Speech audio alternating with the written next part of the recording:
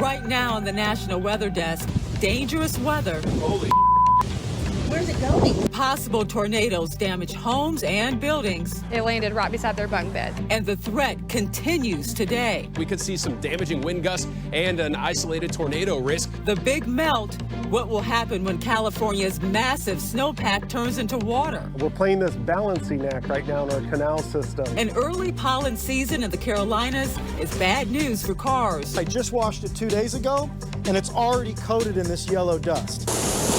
And winter, not over yet, where more heavy snow will fall today and this weekend.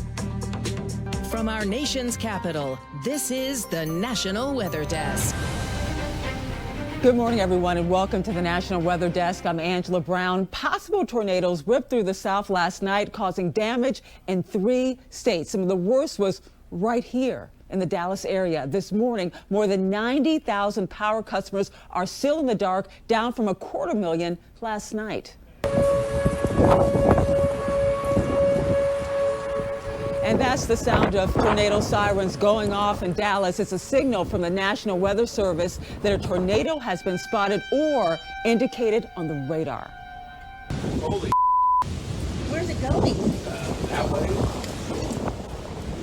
And this is just one of several funnel clouds residents faced last night. When they touched down, they damaged homes, businesses, and property. That included a shopping center north of Dallas. J.D. Miles shows us what happened.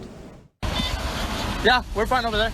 Cesar Gonzalez had his phone recording video when he first laid eyes on the damage from high winds that blew through around 6 p.m. at this strip mall off El Dorado known as the Shops of Little Elm. As many as 6 vehicles were buried by the bricks, metal beams, and wood that were part of the front facade of the La Azteca meat market. All of a sudden, just the winds came and the flags and fuzzies was going, things of that nature, and it just was like a boom. It was on us. We found witnesses who were at the Fuzzy's Taco next door. They describe watching the weather go from ominous to fierce in just a matter of seconds. When they came outside to check on the damage next door, the first concern was the fear that people might be trapped. Like I started recording and I started walking around here and we started yelling like, is there anybody inside the cars? Is there anybody that needs help? Nobody answered. There was nobody like inside the cars, thank God. And a long line of storms rolled across East Texas and northwest Louisiana Thursday evening, stirring up strong winds along the way. Now, you are looking at the aftermath right here from Shreveport, Louisiana, where rotating winds thrashed some local businesses and parts of that city. A man says he was inside a local store when things turned frightening. That's when the wind started picking up, and this lady said, my babies are in the car. And she wanted me to help her, and I said, let's go. But then all of a sudden, the wind got so bad, I said, no, ma'am, don't go out. And that's her car underneath that sign. If we'd gone out there, that baby, we would have been hit by that sign. Now, the 2 children inside the car were reportedly unharmed. Meteorologist Ryan Hughes is tracking those storms as they move east today. A powerful storm system is taking aim on the south for the end of the week. We have a frontal boundary entering the Tennessee Valley this morning. Strong thunderstorms, all threats on the table with this one. We could see some damaging wind gusts and an isolated tornado risk. Greatest risk zone today across parts of Tennessee into Kentucky. That orange zone you see is a level 3 risk. That yellow risk zone, that's an elevated risk of severe weather. That extends all the way into the Carolinas. That storm system continues to push through Tennessee through the morning hours, noon Eastern, 11 Central. Those storms making their way through the Nashville area, continuing to move off towards the east, impacting the Carolinas by later on this afternoon into the evening time. That storm system on the move quickly, and we build high pressure back in just in time for the weekend with quiet weather and sunshine across the south Saturday and Sunday. Earlier Thursday, a tornado touched down in eastern Tennessee. It was strong enough to wrap metal scraps around trees. Wind speeds hitting 75 miles per hour, and it was downright scary for the owners of this home right here. And then it was like a rumbling, a roar, and then everything just started shaking. And I had my puppy and was just holding him and praying, and that's it. It was just, it was scary. This is just wood, tin, and plastic. Be replaced. And also roughly 35 miles east of this damage in Birchwood, another family is grateful. Reporter Sam Pena in Athens has their story. It's a quiet bedroom where Jessica Collins' two young boys were fast asleep in their bunk beds. That is, until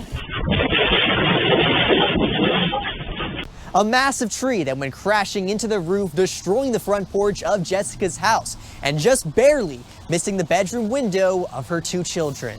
My heart just dropped.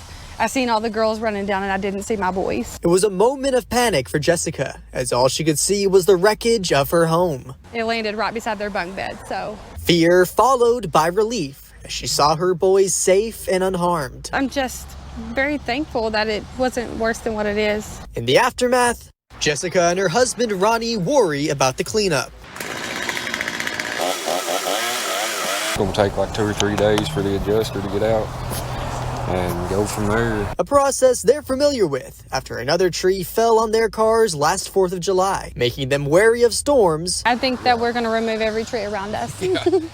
I'm terrified now. And appreciative of what they love most. Keep your babies close to you because anything could have happened. So true. Tornadoes have been in the news all week. We have also heard about funnel clouds, but what is the difference? To get the answer to that, we turn to meteorologist in Nashville, Tennessee, Katie Morgan. Have you ever wondered if there's a difference between a funnel cloud and a tornado? I'll give you a hint. There is. Let's take a look. A funnel cloud is a lowering from the cloud base, but it doesn't reach the ground, so it's not a tornado. We can see funnel clouds in the sky, and sometimes they never end up becoming a tornado. A tornado, on the other hand, connects the cloud base and the ground. So when you hear tornado in progress, there is something on the ground doing damage. How about water spouts? Are they considered tornadoes?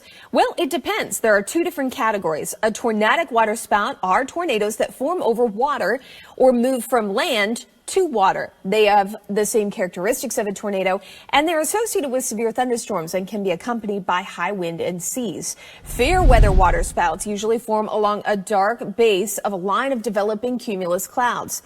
This type of water spout is not associated with thunderstorms, and while tornadic water spouts develop downward in a thunderstorm, a fair weather water spout develops on the surface of the water and works its way upward.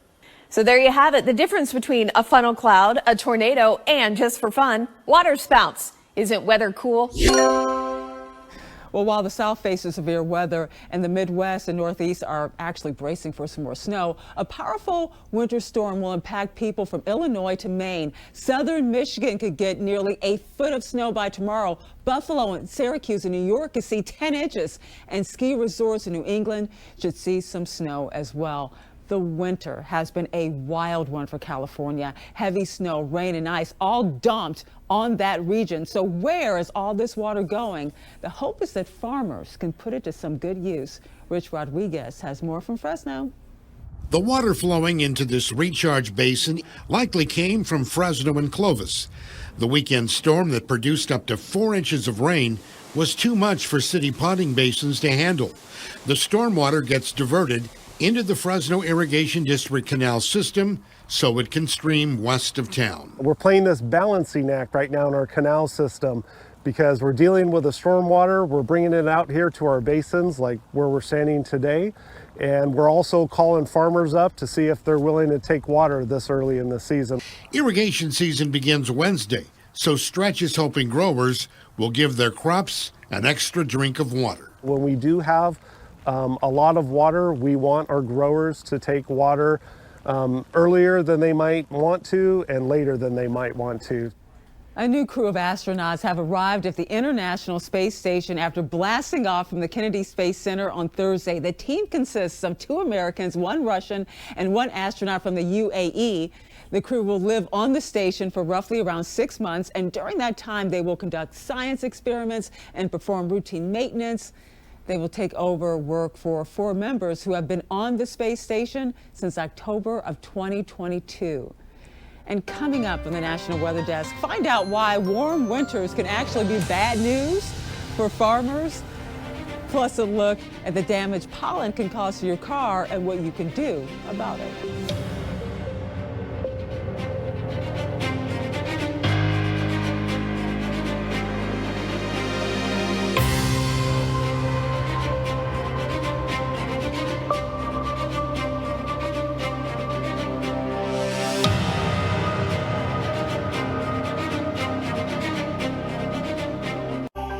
You are watching the National Weather Desk.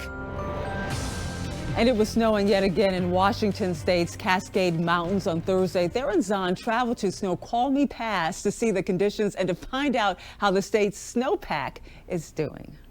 A March blast of snow is hitting the Cascades, bringing impressive snow totals in a short amount of time. You can see that WashDOT has been doing a pretty good job of getting the highways cleared. They said they got as many crews as possible out working. Definitely give them some space to work. It's a hard job to keep these roads clear, and their goal is to keep Snoqualmie Pass from closing. The DOT says this time of year can bring a quick change to road conditions. These late winter, early spring storms, they have a tendency to come in really fast, drop a lot of snow, and then leave. The state climatologist we spoke with says, as of now, our snowpack is looking pretty good, just a bit below typical for this time of year. Not severely so, but something 88% of normal, let's say, 89% of normal. So we're not looking for water supply restrictions in the summer ahead or anything like that. Travelers this morning tell us people are generally taking it easy. You haven't seen anybody hot dogging or anything like that? No, thank heavens, no.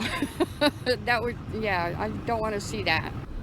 Well, some weeks ago, we told you about the winter woes of sports enthusiasts, the lack of snow impacting ski resorts, snow sculpting competitions being canceled. But finally, a win. Snowshoe lovers are getting their fun, and it's in the sun as well. Eric Peterson is northwest of Green Bay with the story. On a clear blue sky morning, this group of snowshoers is heading out. The temperature is perfect. Not too cold, but not getting melty and slushy. That's not as fun either. It's nice when the snow is powdery.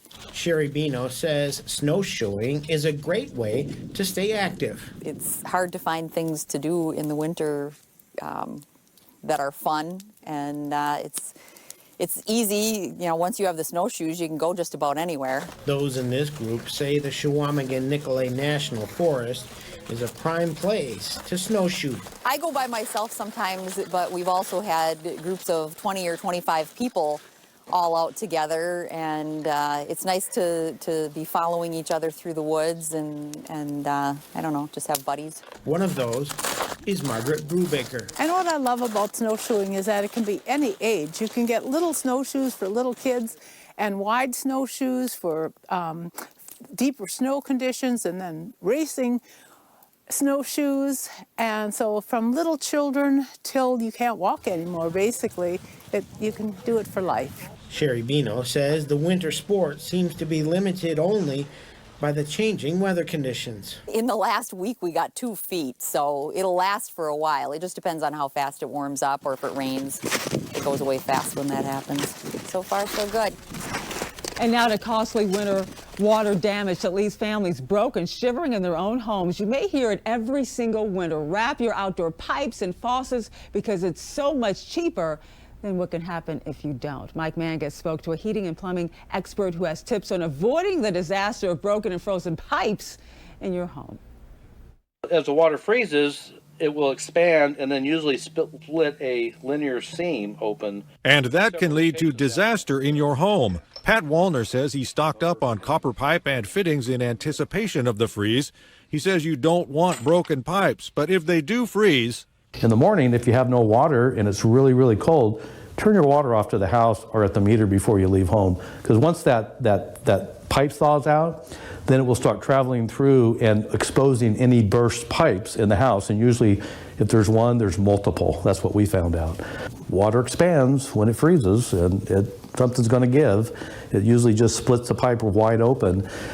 We've seen the ceilings come down on the houses that have the overhead pipes. It's pretty bad. Most customers don't realize that until they get home and can't get their door open. And here are a couple of tips to help prevent that from happening. Remove your garden hoses from the outside faucets, because it will freeze up and it can fall into the house. If you have any exposed piping, like where the main line comes into the house on some of the older homes in town, wrap those up in blankets or rags and put a box over it. That will help protect it from the freeze. And now to Charleston, South Carolina, where there were only 6 days in February with below average temperatures. In fact, the overall winter temperatures have been above average for the city. And as meteorologist Cheriston Clark explains, this is causing concern for local farmers. and I'm really worried about a cold snap on our pasture, because our pastures are 100% greened up, which is good because we're about out of hay. And if we have a cold snap or even a mild frost, can burn our pastures back, and it'll cut back on our grazing for our cows.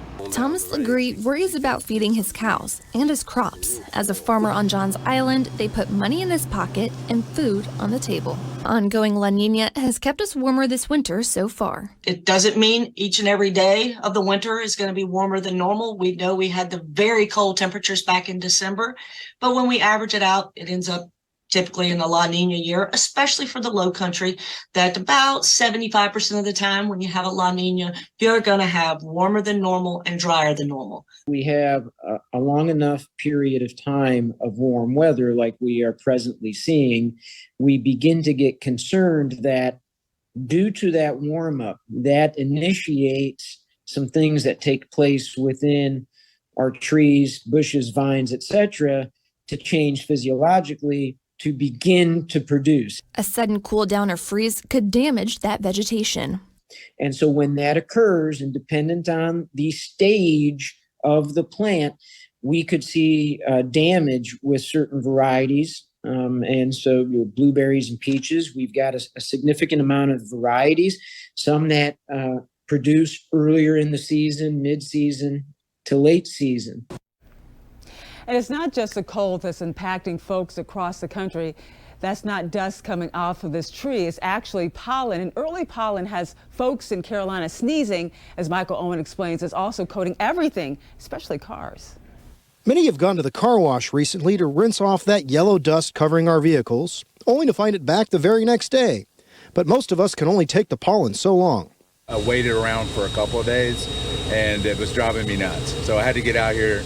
I'm actually in between work right now, and I had to get out here and get this done. While it can be a hassle to wash or rinse off your car regularly, the general manager at Caliber Collision in Myrtle Beach told us that you should wash it at a car wash at least once a week. But it's not your paint you should be worried about. It's the seals that prevent your car from leaking that can be broken down by the pollen. When you get into the moldings and crevices of the car, it can start to cause corrosion from getting clogged up, and we recommend it not letting it sit on the car very long. Now this is my car. Believe it or not, I just washed it 2 days ago, and it's already coated in this yellow dust. Now, if you're not going to go back to the car wash within a week, the experts we talked to said, make sure you use a pressure washer instead of a hose. Well, the world's most famous sled dog race is off to a rough start. We're talking about, of course, the Iditarod. This year, the field is smaller. Just 33 mushers have actually signed up. That's the smallest group ever. And their journey is long, nearly 1,000 miles through Alaska's wilderness. The cost of sled dog racing can be high, and inflation is blamed for the low number of entries this year. But it's so fun to watch and, of course, follow the race. We'll be right back.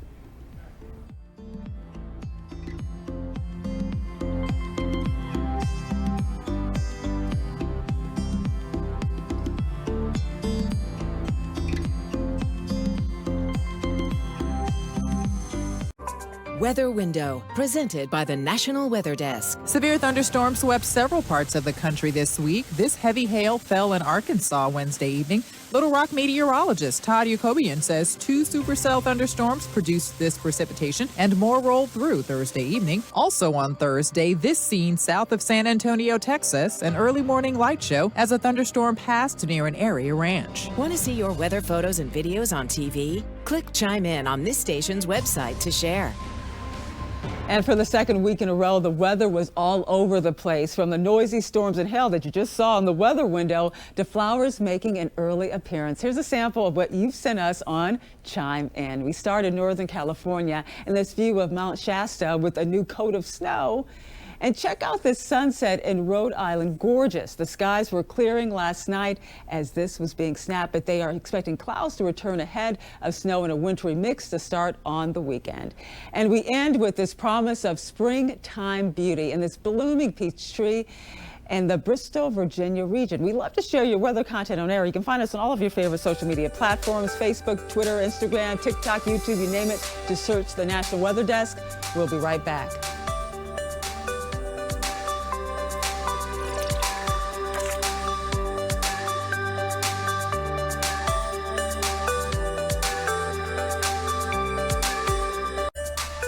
And thank you so much for joining us. I'm Angela Brown. Have a great weekend, and we'll see you right back here on Monday. We'll leave you with scenes of snow at the California-Nevada border.